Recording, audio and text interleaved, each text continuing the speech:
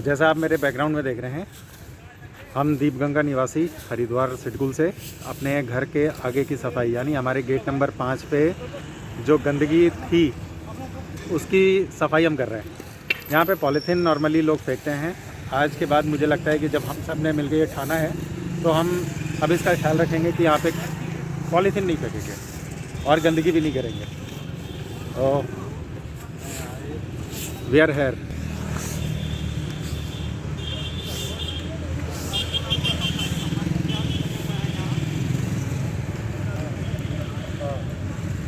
श्रमदान सोसाइटी का हर कोई अगर इस तरीके से सोच ले कि हमें गंदगी नहीं करनी और अगर गंदगी कहीं दिख रही है तो हम उसकी सफाई कर देनी है, बस इतना ही होता है। और कम से कम जो हमारे घर का एंट्रेंस है वहाँ की तो सफाई हम करेंगे। यहाँ से वहाँ तक, उधर बच्चे भी लगे हुए हैं, बुज़ुर्ग भी लगे हुए हैं, हर कोई कंट्रीब्यूट कर रहा है। वंडरफुल। देखिए ये सबसे छोटा मेंबर। हेलो, आप क्या करने आए हो? हाँ जी, बता दो। सफाई करने। ओके, सफाई करने आई है, गुड।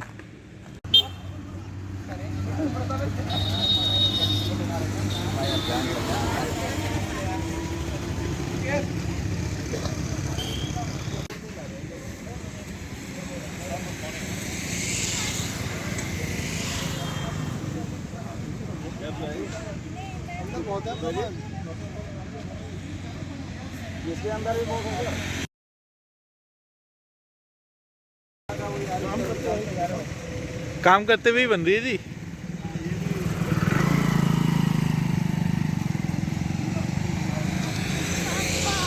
हाँ, दीपगंगा के प्रांगण को प्लास्टिक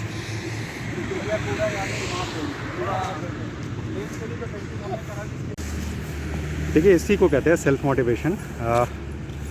ठंड का टाइम है, हर कोई अब सुबह सुबह घर में रहना पसंद करता है, दूध बेच रहा हो, लेकिन खुद से निकल के आना और सोसाइटी के लिए, कम्युनिटी के लिए यह काम करना, ये अपने आप में अनूठा है। तो थैंक्स मैम, आप आए हमारे लिए, अपनी सोसाइटी के लिए। The green line initiative is thankful to you. तो अभी इस वीडियो में आपने देखा होगा कि सिन्नी मैम हमारे साथ काफ़ी देर से लगी हुई थी और इस पूरे एरिया को मैडम ने लगभग अकेले ही क्लीन किया है। इनके साथ एक हेल्पर था और बाकी की टीम हमारी उस तरफ काम कर रही है। मैम, नॉर्मली घर के कंफर्ट से बाहर आकर के आपने इतना डिसीजन लिया और शायद आप अकेली लेडी है यहाँ पे, जो कि इतनी आबादी से निकल के आई हैं। तो आप कुछ इसके बारे में बताइए कि आज का इवेंट आपको कैसा लगा और आप क्यों आए इसमें? मैं बहुत दिनों से ऐसा सोच भी रही थी कि ऐसा कुछ होना चाहिए, क्योंकि इधर उधर पॉलीथीन फेंके रहते हैं और जैसे हमारे गाय वगैरह ये खाने के बाद उन्हें अंदर वो ले लेते हैं तो फिर उन्हें हार्मफुल होता है। और बाकी सफाई के नज़रिए से भी देखा जाए तो हमारा इन्वायरमेंट साफ़ रहेगा, सब कुछ क्लीन रहेगा तो अच्छा भी लगेगा। और चूँकि हम इसमें रहते हैं और हमारे गेट के एरिया में ही गंदगी रहेगी तो फिर इंटर ही होंगे तो अच्छा नहीं फील होगा, तो इसलिए मैंने ये डिसीजन लिया। बाकी आगे भी मैं आती रहूँगी, जैसे अभी P2 के गेट पे भी बहुत ज़्यादा गंदगी है तो फिर आगे ये भी कुछ होगा तो मैं उसमें भी आऊँगी। 100% मैम, आपने जैसा P2 के गेट का हाईलाइट किया है, हाँ। नेक्स्ट वीक हम वहाँ पे सफाई करेंगे। एक्चुअली ज़्यादातर लोग उधर ही फेंकते हैं क्योंकि सबका बैक साइड है तो उधर पॉलीथीन ज़्यादा होगी मेरे ख्याल से। ये तो थोड़ा आगे का हो जाता है तो इसलिए इधर सफाई ज़्यादा। बिल्कुल मैम, आपके सलाह के हिसाब से हम नेक्स्ट वीक वहीं पे काम करेंगे। Thank you for coming with the green line initiative. Thank you ma'am. नमस्कार। The green line initiative society की तरफ से आज हमने अपने दीपगंगा के गेट के बाहर सफाई का एक अभियान चलाया था। छोटे प्लास्टिक के टुकड़े और अन्य तरह का कचरा काफ़ी फेंका हुआ था इधर उधर। गाय को रोटी खिलाते हुए लोग डाल जाते थे, कोई नमकीन के पैकेट्स, कुछ गुटखे के पैकेट्स और सिगरेट के पैकेट्स, इस तरह के बहुत सारे छोटे छोटे प्लास्टिक, और इसने तमाम तरह का हज़ार्ड पैदा किया हुआ था। पॉल्यूशन के लिहाज से भी बड़ा ही खतरनाक था और दूसरा देखने के लिए बड़ी गंदगी सी दिखाई देती थी आसपास। हम एक अच्छी सोसाइटी में रहते हैं तो हमारा आसपास भी साफ़ सुथरा और सुंदर होना चाहिए। आपने पहले वाला वीडियो देख लिया है और अब हमने जो एक छोटा सा एक अभियान शुरू किया जिसमें आज हमारी सोसाइटी के बहुत सारे लोगों ने पार्टिसिपेट किया और हमने उसमें जो अपने आसपास का इलाका था उसमें कुछ सफाई का काम किया और मुझे लगता है ये कंटिन्यूस प्रोसेस है, हमें आगे भी करना पड़ेगा। आज जो सफाई हुई है उसके बाद आप एक नज़ारा देख सकते हैं। आप देखिए यहाँ सामने निकलते ही गेट के बाहर एक गंदगी का अंबार रहता था, छोटे प्लास्टिक के टुकड़े कभी हवा से इधर उधर उड़ते रहते थे, कभी कुछ, लेकिन अब हमने क्योंकि आज सबके साथ मिल के इस एरिया को क्लीन करने का काम किया है और हम काफ़ी हद तक सफल हुए हैं। और ये एक कंटिन्यूस प्रोसेस है, आगे हमें फिर करना पड़ेगा।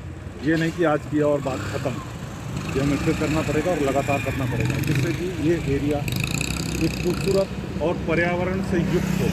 फिलहाल तो सर हमारी जो एफर्ट्स है ये एरिया प्लास्टिक मुक्त हो गया है, लेकिन हमें ये एफर्ट तब तक करना पड़ेगा जब तक कि लोगों में एक जागृति ना आ जाए और खुद जागरूक ना हो जाए लोग कि हमें प्लास्टिक फेंकना नहीं है, इधर उधर नहीं फेंकना है, उसको प्रॉपरली डिस्पोज करना है नगर निगम के सहायता के से। हाँ, वो पक्की बात है। Thank you so much sir. Thank you sir. और नेक्स्ट वीक दूसरे गेट की तरफ हम करेंगे काम। हाँ, नेक्स्ट वीक हम प्लान करते हैं कि हम गेट नंबर 2 के आसपास का एरिया को देखेंगे, क्योंकि वहाँ भी इस तरह का काफ़ी हज़ार्ड है, तो उसे साफ़ करेंगे। Thank you. हमारे साथ दीपगंगा के अपने रेसिडेंट्स हैं जो कि आज अपना बहुमूल्य समय निकाल करके ठंड के टाइम पे कंफर्ट से बाहर आके काम किया इन्होंने और सफाई की है। तो सर साफ़ सफाई को लेकर के जो हमने आज मुहिम छड़ी यहाँ पे, इसमें आपका बहुमूल्य योगदान मिला। अब इसके बारे में थोड़ा आप बताएं ताकि आगे इवेंट जो होगा नेक्स्ट वीक में उसमें और अधिक लोग आ सके, मोटिवेट हो सके। सर हम आपका बहुत बहुत पहले तो हार्दिक आभार जताएंगे कि आपने हमें इस काम में, इस मुहिम में लगाया। उसके बाद में बहुत अच्छी साफ़ सफाई हुई, सभी लोगों ने, दीपगंगा के सभी लोग निवासियों ने बहुत अच्छा सहयोग दिया अपना, और पर्यावरण को शुद्ध रखने में, स्वच्छ रखने में हमारा सबका योगदान रहना चाहिए। हम सब लोग साथ मिलकर काम करें। आगे कालरा अंकल जी बताएंगे आपको इसके बारे में। जी सर। आपका सर बहुत शुक्रिया ये अभियान चलाने के लिए, स्वच्छता अभियान। और मेरा निवासियों से यही निवेदन है कि गाय को रोटी जब खिलाने आए तो पॉलीथीन घर में ही लेके चले जाया करें, यहाँ मत फेंका करें, क्योंकि पॉलीथीन और रैपर वगैरह से जो है समस्या खड़ी होती है। हाँ, गाय भी बीमार होती है, उसके पेट में चला गया तो हमारा जो धर्म का पर्पस था वो डिफीट हो गया, उल्टा हमने अधर्म कर दिया। रोटी खिलाएं लेकिन पॉलीथीन घर वापस ले जाया करें और कूड़ेदान में डाल दिया। क्योंकि नॉर्मली स्टमक गाय का जो होता है ना वो 4 हिस्से में होता है, तो कहीं भी पॉलीथीन अटक गया तो गाय मरने के कगार पे आ जाती है, बहुत ज़्यादा बीमार हो जाती है। गौरव जी, हम आपकी बात से बहुत सहमत हैं। अभी गाय के लिए हमने सोच रखा है यहाँ पे गाय की खोर, पानी की बहुत बढ़िया सर। दोनों चीज़ हम कराएंगे और ये हम अगले रविवार तक कोशिश करते हैं कि इसको इम्प्लीमेंट लाएंगे और उस पर अच्छा स्लोगन लिखेंगे कि गाय की रोटी। बहुत बहुत धन्यवाद सर, यहाँ रहेगी। बहुत बहुत धन्यवाद। नरेंद्र के इस शुभ कार्य के लिए हम लोग बहुत बहुत आभारी रहेंगे। ये अच्छा काम जो है ये पूरी सोसाइटी और गौ माता के लिए करे और इसमें हम लोग सब लोगों का सहयोग है। अगले संडे इससे और भी चमकता हुआ थोड़ा यहाँ पर दिखे। Now vote of thanks from our president mister Payoj Agarwal. सबके लिए सर ने जो प्लान किया और सर का ही आइडिया था, आगे सर से सुनते हैं उनके विचार। Thank you very much. आप लोग आए, इन्वॉल्व हुए, मेरे साथ कदम बढ़ाया, ग्रीन लाइन इनिशिएटिव के साथ आपने हेल्प किया और ये हमारा सुंदर दीपगंगा परिसर है, इसको और थोड़ा सा ग्रीन बनाने की हम लोग कोशिश कर रहे हैं। और ये थोड़ा सा आप यहाँ पे दिखाइए।